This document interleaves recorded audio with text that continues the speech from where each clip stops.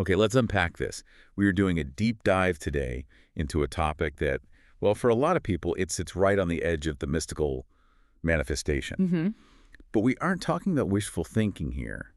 We are looking at a system, a 7-step structured roadmap. Yeah, from Roxy Nafisi's book, Manifest. Exactly. And it's so important to set the ground rules on this one for you right away. Manifestation, in this context, it has nothing to do with magic. It's not about waiting for, a lottery win to just fall into your lap. Right.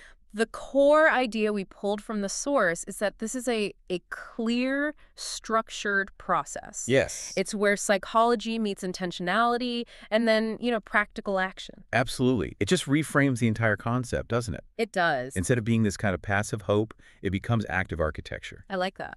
So our mission in this deep dive is really to move past the simple idea of just think positive and give you the mandatory steps for, real change. A shortcut. A shortcut to the key insights you need to set clear goals, and this is the important part, to actually execute them. Think of it like a self-help philosophy and more. More like an intentional curriculum. Okay. We're looking at 7 steps in order that can transform a vague dream into a real plan of execution. And if you miss that step, The whole thing can fall apart. And what's fascinating is where it all begins. It starts entirely inward. and that's where we'll start our deep dive, the foundational work. Yeah. The first 3 steps are all about internal alignment. You can't really tackle the external stuff until the internal foundation is solid.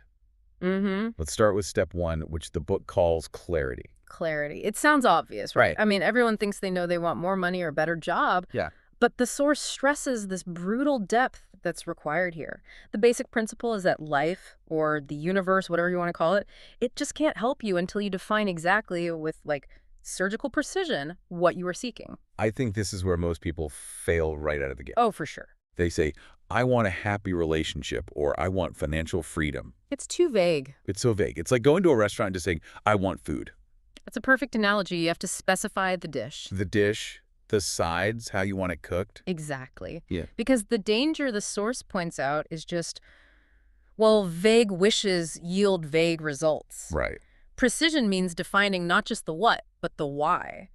And most importantly, how you want to feel when you get there. That feeling is the real target. If I can't clearly define the outcome, my brain doesn't even know what map to start drawing. Precisely. And once you have that clarity, you immediately run into step 2. The roadblock. The internal opposition force, freedom from fear and limiting beliefs. You've placed your precise order, and then that inner critic just starts yelling, you're not smart enough, or that just doesn't happen for people like us. And for anyone listening who thinks, well, I just need to power through that, how does the book say we should handle that? Is it just positive affirmations? No, and that's the important distinction. It's not about just slapping a positive thought on top of a negative one. It's about honest identification. Okay. The source stresses that this inner critic, it isn't the truth. It's just a habit. A habit. Yeah, it's a decades-old script based on old failures or things you were told as a kid. And manifestation just can't happen until you actively identify those beliefs and start to release them. So practically, what does that look like? Do we just, yell back at the voice? It means acknowledging it. Maybe you journal about it, you reflect on it, and then you use cognitive reframing. So you change the script. You change the script. Instead of, I can't afford that, you shift to, how can I afford that? Or maybe, I'm learning the skills I need to achieve that. You just stop running the old program. You're taking off the internal handbrake. Exactly. So you can move forward with the clarity you just built in step 1. That brings us beautifully to step 3, connection to self, which I think is the most underrated part of this whole process. It truly is. The way you genuinely feel about yourself deep down dictates how life and the external world respond to you. It's that feedback loop. Totally. If you feel unworthy of that specific thing you defined in step 1, you will subconsciously find a way to sabotage the process. If you're chaotic and self-critical inside, you just invite experiences that prove you right. You create friction. And the key insight here is, well, it's transformative. Self-connection really just means self-acceptance. Right. It's about radically accepting where you are right now. Flaws, fears, all of it. Okay. When you stop fighting yourself, you stop generating that internal friction. And the source suggests that's when life stops fighting you. You become congruent. And that foundation, clarity, release, and acceptance, that is the prerequisite for everything else. Okay, so let's connect that deep internal work to the external world. The foundation's built. Yeah. Now we have to start translating that into movement, into visible change. Right. This takes us into steps 4 and 5, energy and action. And step 4 is elevating your vibration. Now, this is the step that's most likely to be dismissed as a little woo-woo. For sure. So we have to ground it for you. When the Source talks about vibration, it's really referring to your dominant emotional state, your energetic output. It's the feeling you carry around with you. So not some mystical thing. It's psychological resonance.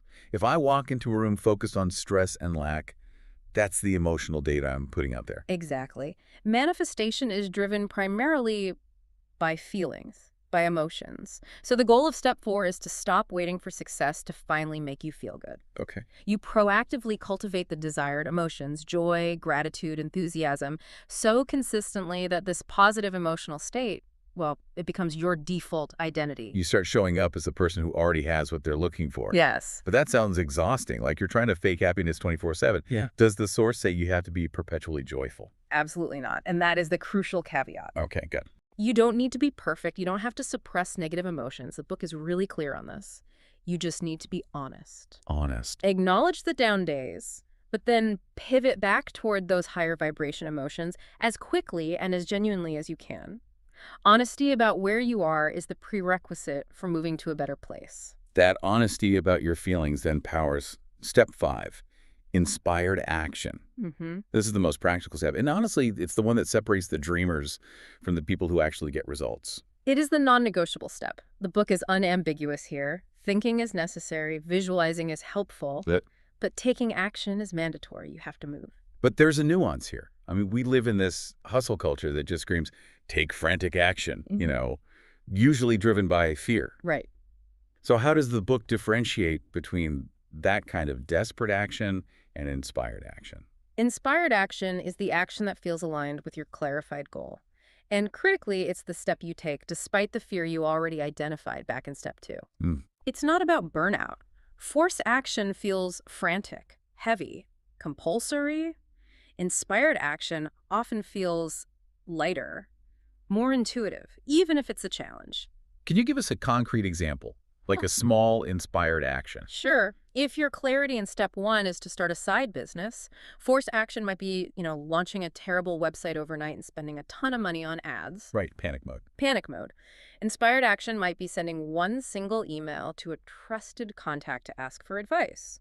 Or spending 20 minutes just sketching out a business plan with a feeling of joy, not panic. So the encouragement is huge. Even a small step, if it's in the right direction, that's the start of the miracle. It's about momentum, not size. I love that. You are literally making room for what you want by taking actions that are consistent with already having it. Okay, so now we move into the final phase.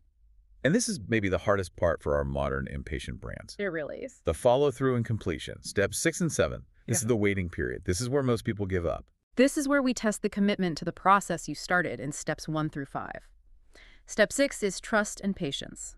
We're conditioned to want instant results. When the work is done and the manifestation hasn't shown up yet, that's when doubt creeps in. Wait, I need to introduce some friction here. Okay. For a listener who has done all the internal work, they've elevated their vibration, taken inspired action.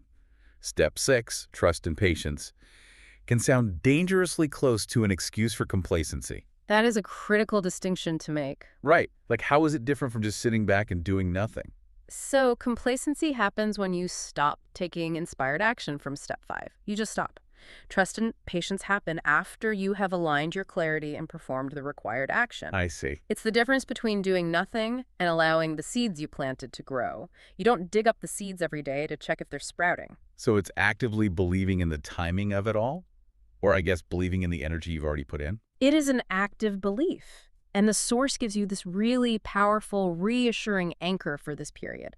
What is meant for you will not leave you. And that's not a passive statement. It's a command to release the frantic need to control the timeline.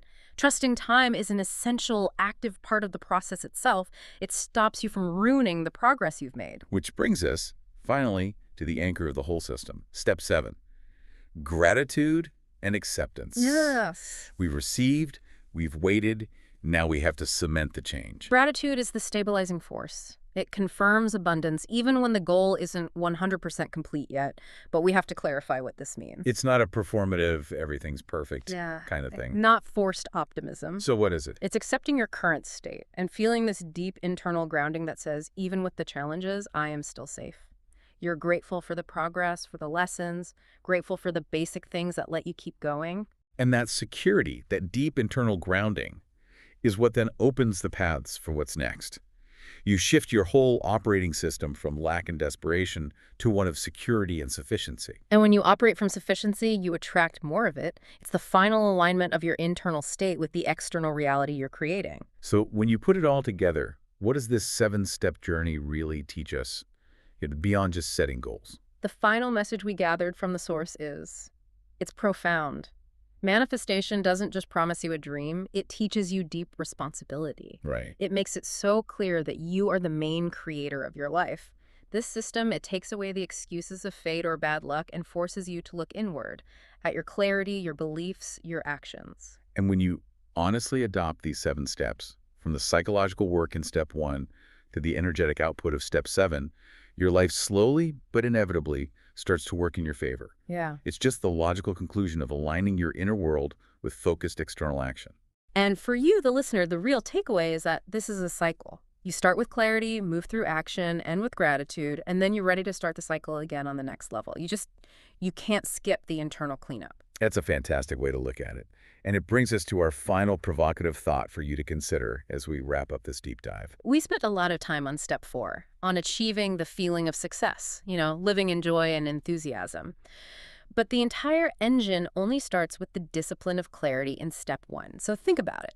How much energy do you spend fighting against yourself, focusing on what you don't have, versus the energy you could be spending on rigorously defining exactly what you want to feel and why? Because remember, this whole system, it really hinges on one truth: the honesty you bring to the process. That shift in focus, from output to input, from feeling to discipline, that's truly transformative. Thank you for joining us as we explore this intentional roadmap for creating your best life.